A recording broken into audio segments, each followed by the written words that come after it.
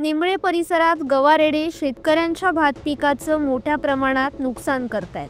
One विभागाकडून नुकसानग्रस्त शेतीचे पंचनामे करून तुटपुंजी नुकसान भरपाई दिली जाते.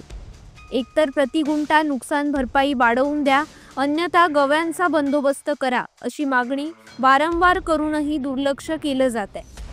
यांत्रिक उपकरणांच्या आधारे नांगरणी, महागड्या किमतीची बियाणे पेरून शेतकरी भात लावणी करतो. या सर्वाचा खर्च काढला तर शेतकऱ्याला काहीच परवडत नाही. यात कीड रोग, निळा भुंगा, अति पावसामुळे पीक वाहून जाणं, कुजून जाणं अशी नैसर्गिक संकटे शेतकऱ्यावर येत असतात.